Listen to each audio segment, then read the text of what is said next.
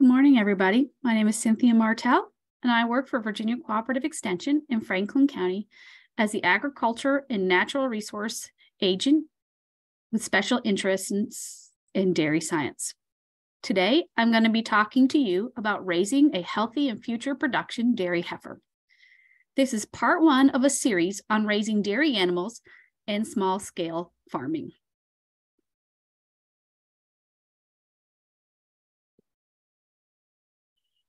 Today, I'm going to be talking to you about some of the things that you should think about when you're going to start up a small-scale dairy and raise dairy heifer calves. We're going to talk about the importance of having a clean and easy calving and where to settle that calf afterwards, the importance of colostrum, when to make the decision to place that calf on milk, whether it's whole milk or milk replacer, or waste milk, or possibly leaving it a little longer with its mom. When to start offering grain and water to that newborn calf. When should you wean it? And then some things to go into making a plan for the future for that calf. In the beginning, you need to set your stage. And this is where you set the goals for your farm. We start those goals by looking right from the beginning with the mother. So we want to make sure we're providing the mom with the proper nutrition and vaccinations prior to calving. The reason why we do this is because a healthy mom equals quality colostrum. We also want to look at vaccinations, but we want to look at it from the sense that there's no one-size-fits-all plan for vaccinations. So it's best that you work with your veterinarian to tailor your farm and animal needs to a vaccination protocol.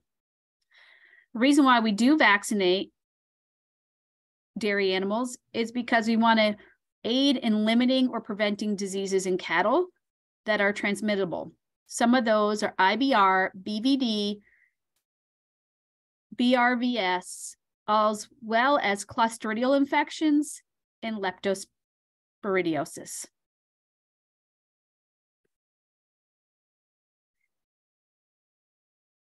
Right from the beginning, along with providing that mom with the proper nutrition so she can give you a healthy calf, is during the calving process, we want to make sure that we're providing that calf with a clean environment to be born into. Newborn calves are born with no immunity. They receive that immunity through the colostrum, which we'll talk about in a few slides from now. But to set it up in the right healthy environment, we want to make sure that we're providing a clean, dry calving area. This can be done indoors or outdoors, as long as you can make sure the area is clean and dry. We also want you guys to understand what a normal presentation is during calving. This can help you determine if you need to call the veterinarian for help and be able to explain to your vet what's going on. Some of the problems that arise during calving is what's called dystocia, and that's abnormal calving. Things that go on during the calving process that we want to prevent, we can do that up front.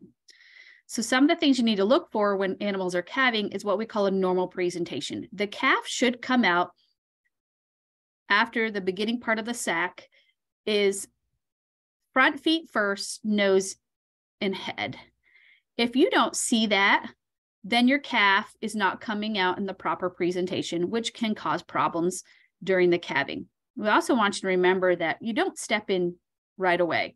Allow your animals to start their calving process by themselves. Don't jump in and rush in to help them unless you're going to see some of this abnormal presentation. Like if you see butt coming first, then you need to jump in. But one of the rules of thumb to remember is that a dairy heifer, at least give her the first 2 to 3 hours once you see the onset of calving, so that you're not rushing in to pull that calf. Pulling a calf when it's not needed actually can do more damage than good to both mom and baby.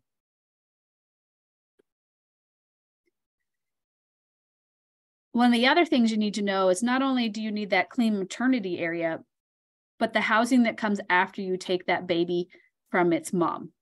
So in big commercial dairies, typically babies are removed from their mom within the first couple hours or after the baby's cleaned, or sometimes sooner than that, depending on the scenario that's going on. And they're placed into a clean housing environment. Either they can be placed in a single hutch. Some dairies use mega hutches, or they use group pens. It's determining what housing is best for you and what your facilities offer. And then it all comes down to management. During that entire life of that calf, all the way up to her next calving, you want to make sure she's in a clean, dry, and well-ventilated area. Housing that becomes stuffy and smelly and doesn't have good ventilation actually can cause respiratory problems in all of your animals. So we want to make sure we have a clean, dry environment. You can bed those baby calves with shaving, sawdust, straw. I've also seen, like in this instance with some of these hutches that are used, the single calf hutches, that in the summertime where conditions are really hot, where there's a rock base underneath the hutches that the calves lay on. And what that does is help with some of the drainage. And then it helps keep their pens drier than having things build up. You also want to make sure, if you're using some of these hutches or any building that you're using, that whether you're using fans or air tubes or you're opening up windows, make sure the airflow is really good in those areas where those babies are. You also need to make the decision, are you going to group them by weight or group them by age? That's going to help you determine one of the best management things you can do for them too. And then when you're feeding these babies, these newborn babies, remember, you feed the youngest animal and then the oldest ones, because we want to avoid disease transmission.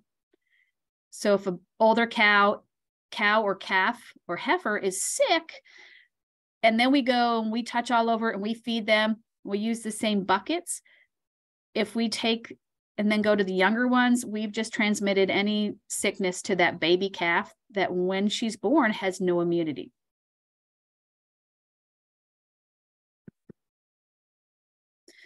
The other way we're going to prepare for a healthy life of that calf right after birth is we're going to dip their navels or their umbilical cord. You can dip it in either an iodine or a chlorhexidine solution, and you want to do that right away. You want to be able to dry that umbilical cord up, much like you would in your own baby if you had a baby, that they put on stuff to help dry that umbilical cord up, because we're trying to prevent any infections going and entering to the body and the bloodstream of that calf through the umbilical cord. And prior to any calving, just like with mom, where she was on a vaccination plan, you're going to work with your veterinarian to pick the right vaccination plan for your newborn calf. You're not going to start day one of vaccinating your newborn calf. You're going to work with your veterinarian to pick out what things you're going to vaccinate for and the timing that you're going to be done. So for instance, some of the things that veterinarians put a plan for is starting vaccinations at 6 weeks for certain diseases like Clostridial or BVD and some of the respiratory diseases that go on. And then 4 to 6 months, they may do a brucellosa vaccination. And then 6 months after the very first vaccinations, they're going to come back in and booster those animals. Because a lot of the diseases that animals can come in contact with are from their countermates or from the environment.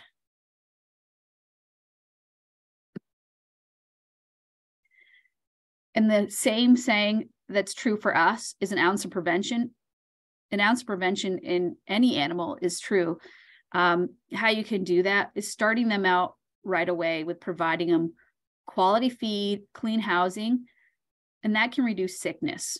We also want to look at sanitation. We don't want to use the same bottle in every single calf.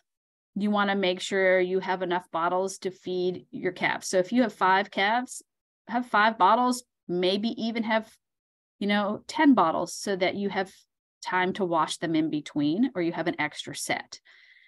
Or just have extra nipples on hand so you can clean them daily and after each use. So cleaning bottles after each use is key for preventing different sicknesses. Cleaning the buckets after you use them. So if your calf is now on a bucket instead of a bottle, and you put milk in that bucket, make sure you're cleaning that bucket afterwards. Don't leave the milk residue in the bucket, because that can encourage insects such as flies to come and get in that bucket. And then that brings in other sicknesses. And then you want to make sure you're cleaning things daily. Going in and checking those pens and make sure they have a clean place to sleep, cleaning their water buckets out, making sure they have fresh, clean water every day. And that's true for all your animals. And that ounce of prevention, the things we do up front in that management style, can then help you reduce some things and reduce sickness. But you always want to remember that you need to understand the signs of sickness in your animals. So temperature. It doesn't hurt to take a rectal temperature on both mom and baby for at least 10 days afterwards, after calving, so that you can make sure that mom's not getting sick from anything that happened during the calving or prior to that, and that the baby's not getting sick from anything going on in the environment. So looking at temperature, is the baby too hot? Is the baby too cold? Droopy ears can be a sign of sickness. Loose or smelly manure can be a sign of sickness. Changes in respiration is another one. And then if they're lucid or not getting up and moving around. Baby calves, when you go out there, should be talking. They should be mooing and getting up and moving around and being active. And that's a good way of knowing that they feel good. If they're not doing that stuff, they're not feeling good. Kind of think about it in your own kids. If your kids aren't outside running around or up around the house, running around, getting into things, they probably don't feel good. Same is true for your animals.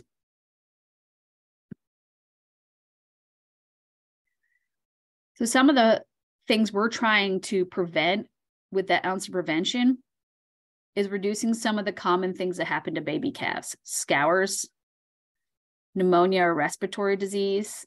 This can happen from changes in the weather, the ups and down temperature changes and that fluctuation, hot weather, cold weather, back and forth, wet, rainy, damp weather. Mud is a big thing that can cause sickness.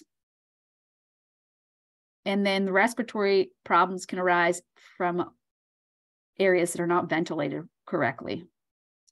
We want to prevent those clostridial infections that are coming from the environment. The other things we're trying to prevent is the umbilical hernias and the abscesses, bloat, broken limbs, and pink eye. And some people think, how do we prevent the broken limbs? Well, keeping a clean, dry environment prevents animals from slipping. And then the pink eye, by keeping the environment clean and washing those buckets, can help prevent pink eye, because we don't want to draw in insects and flies from sour smell of milk and things like that. So in the smell of scours, it tends to bring them in. So if we can keep our animals healthy up front, we can help reduce some of the things that come along back on the end. One of the ways you're going to do that is colostrum. For your newborn baby to receive colostrum is one of the biggest, most important things you can make sure happens. Whether that baby is left in the pen and nurses off of mom, or you take mom and milk her right away and you get the colostrum out of her, and then you bottle feed it to the baby, it needs to be done as soon as possible. So at birth, the newborn baby calf is born with no immunity. They receive that immunity via the colostrum from their mom. So colostrum is the first milk that the mother's going to provide after she calves. And that's going to provide all the immunoglobulins, or what we call IgGs, that baby needs to boost and get an immune system going and get its rumen going as well. If you look at the picture there of the milk jugs, you can see that does not look like your typical milk that you find in your refrigerator. That's because that's colostrum. That's the color of colostrum. And as you continue to milk the mom out and her colostrum starts to decline and come out, the color starts to turn into what we typically see in our gallon of milk. But this nice, rich golden color is colostrum. The goal is to feed 2 quarts of warm quality colostrum within the first 6 hours of birth. So the sooner the better. If you can get 2 quarts of colostrum into that newborn baby within the first hour, even better. And then you want to make sure that you have in the first 18 hours of life, that newborn baby has received at least a gallon of colostrum in her first 18 hours of life. And then you can continue to feed colostrum for 3 days or 6 feedings afterwards. And this can be done whether you're leaving the calf with its mom, making sure that all that baby is up and eating and nursing and getting all the colostrum it needs, or if you start milking mom out and then you bottle feed that colostrum to it. Now, if for some reason mom's not providing enough colostrum, or you have the ability to test the colostrum on your farm and you find out it's not the quality that you need for that new baby, because there is some qualities that you set standards you need for good quality colostrum. There are calf colostrum replacers out there. Make sure you look at all the different brands that are out there, find the one that meets your needs, and then follow the directions precisely that are on the bag. You can also, if you have a cow that you know every single time she calves and you have the equipment to test her colostrum and she makes really good colostrum, and say she lost her baby, save her colostrum, put it in the freezer. These are frozen jugs in this picture of colostrum. And then when you know you have a cow coming in that she's known for not having good quality colostrum, or she didn't really bag up and is not going to give enough colostrum, you don't think, thaw that out. But once you've thawed it, don't refreeze it again. And if you're going to save colostrum, make sure you freeze it within less than 24 hours. The sooner the better. So if you know you're not going to use it on a calf or that calf passed, make sure you milk that mom out and you put that colostrum right in the freezer. Your goal right at calving for that newborn baby is to jumpstart the rumen. So at birth, the rumen in a dairy calf is non-functional. The calf is dependent on the digestive enzymes. So, and the breakdown of the fats, carbohydrates, proteins in the abomasum and the small intestine. So when that baby is either taking a bottle or is nursing off its mom, that first bit of colostrum, that colostrum actually bypasses the rumen because it's non-functional and goes through the esophageal groove, and it's going to go into the abomasum and then get into the omasum and then to the abomasum and into the intestines. So all the liquids up front are going to bypass the rumen to the abomasum through that groove until it actually closes. And what process happens to make it bypass the rumen is the sight and the sounds during feeding causes those liquids to bypass the rumen. It's an amazing system that goes on. So that first bit of liquid that gets into the abomasum actually is going to form like a curd. And this is going to help provide the nutrients over the first 24 to 48 hours of life for that baby. The whey is what contains those immunoglobulins. So after that curd is formed and the whey separates from that colostrum that's come in, the whey then is going to start its way to the intestines for the absorption into the blood system. And that's where we're going to start to develop the immunity for that calf from that colostrum. And we want that rumen to grow. And that rumen is going to start to increase in size and begin to develop as the micropopulation that starts to form that's important for the future. So your goal is to get that rumen to grow and grow and grow and be essential for life. We are trying to feed the bacteria that keeps the animal alive. So the number and the type of bacteria that start to populate the rumen is dependent on the type of feed the calf eats, but also the environment. And it's key to remember that it does take 21 days to develop the rumen papillae from the initial time that grain is fed. So the feeding of the grain is what's going to help jumpstart the rumen now. So it's very important that you know when to feed grain. So after that calf has received the first, hopefully 3 days, 6 feedings, or maybe even more of colostrum, now you have to just start transitioning them over to milk or milk replacer. And this comes down to what's available to you. Are you going to milk that cow for your personal use? Or are you going to continue to milk her so that half can go for your use and half can feed the baby, so the baby will get whole milk? Or are you going to have to feed milk replacer to the baby? So you need to make that decision first and foremost of what's going to happen. So calves should be fed daily approximately 10% of their body weight. So you need to remember those numbers. So, and then you can split that total over 2 to 3 feedings per day.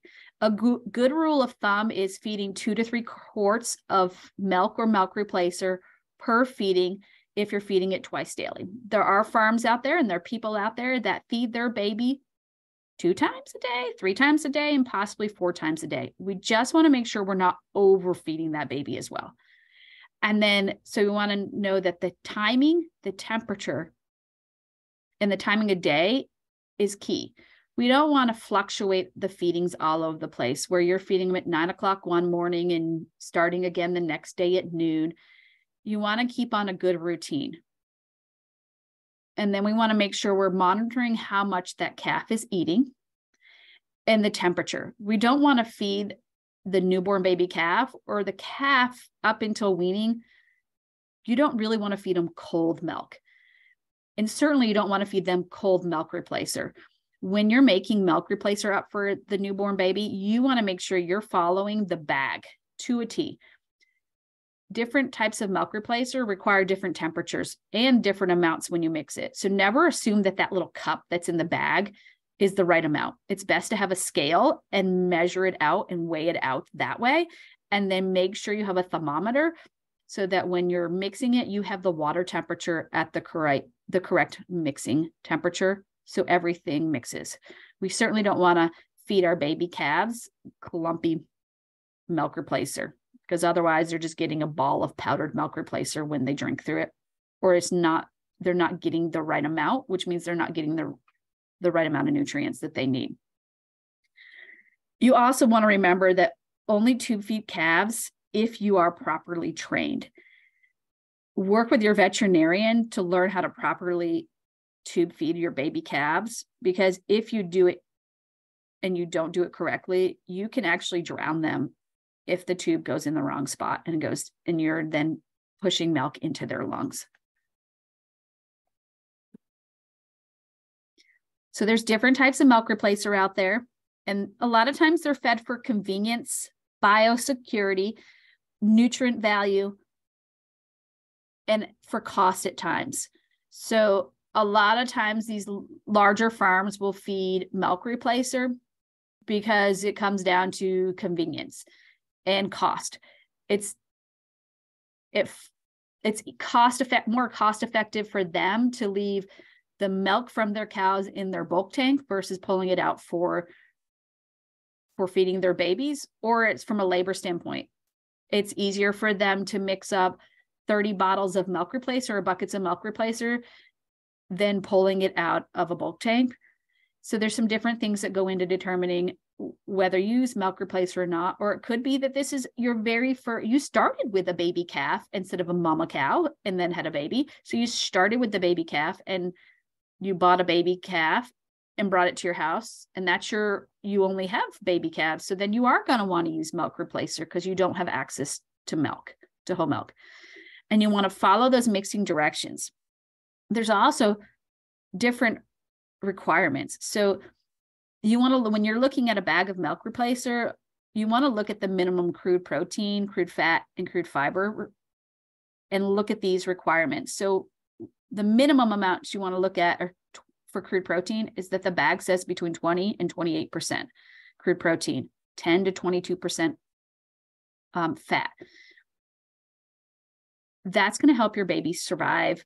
So you want to look at the tag and what the requirements are, what the nutrient values are of those milk replacers you're feeding them. And that goes into the calf, the grain that you feed them too. We want to look at the bag and follow up. The other thing you need to make a decision for is bottle to bucket. How long are you going to feed them on a bottle versus when are you going to start training them to a bucket? So that transition period. And a lot of times it comes down to preference and time management. Bottle feeding colostrum. Yep, do it, because they're 3 days old and they're looking for that teat. And so you're going to stimulate them to drink it because they're going to be looking for that teat or that nipple, and you're going to get them to drink off the bottle. A lot of farmers, after they have fed colostrum and they know they've received enough colostrum, they start bucket training right away.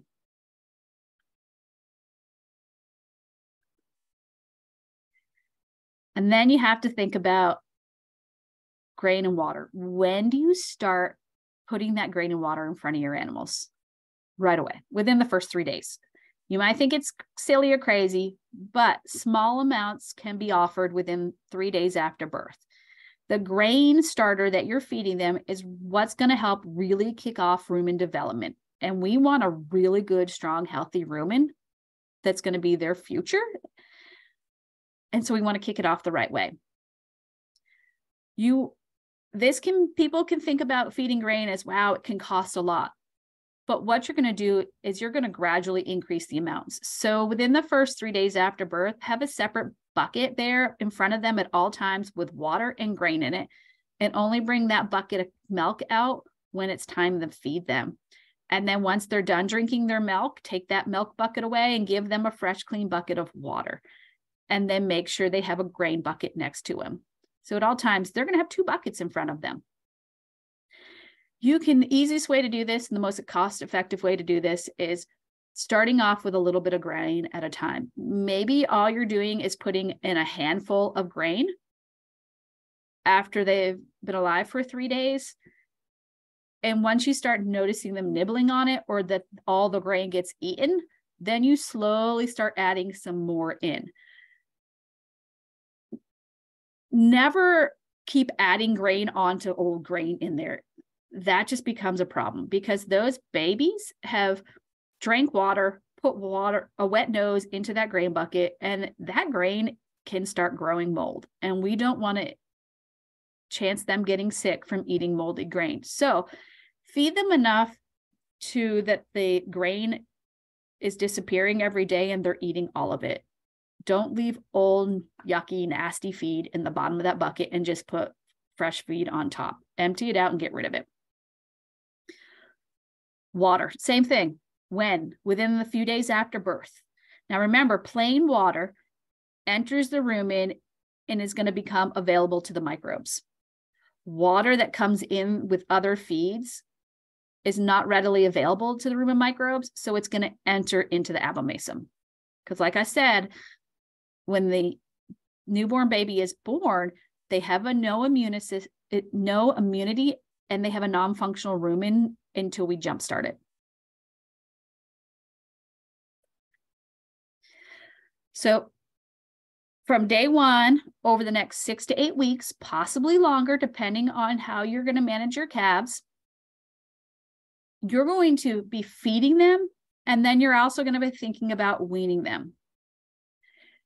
You don't want to wean just on age alone.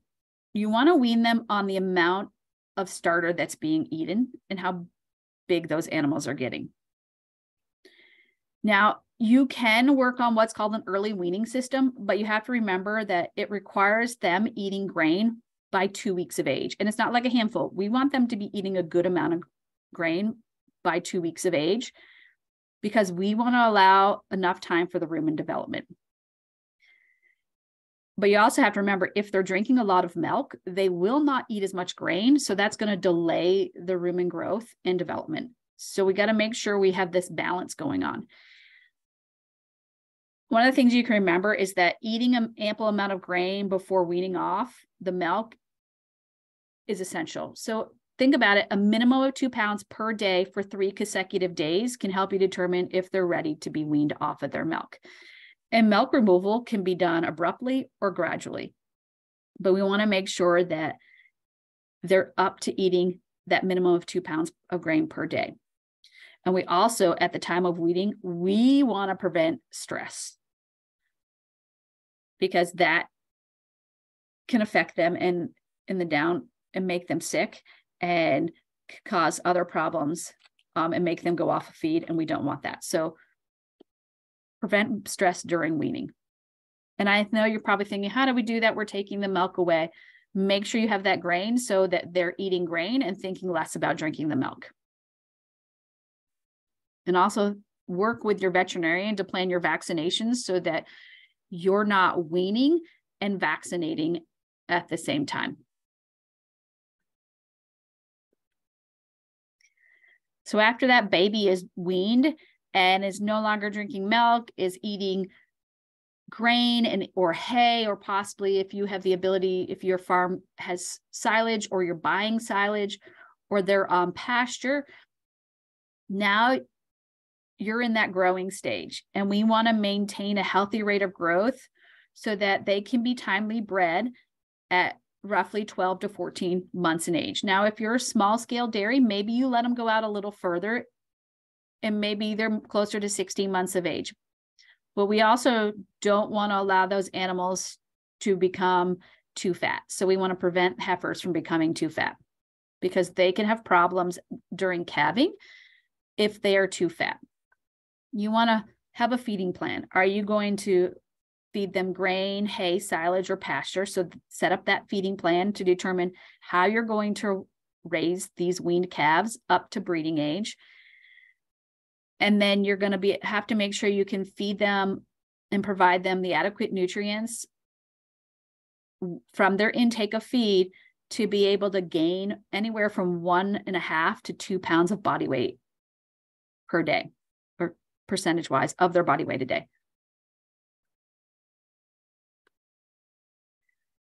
So with that, I thank you for joining us today. Once again, I'm Cynthia Martel, and here's my contact information below. If you have any questions, do not hesitate to reach out to me by email. And also, hopefully you join us on the night where we actually will be available for asking questions. Thank you and have a good day.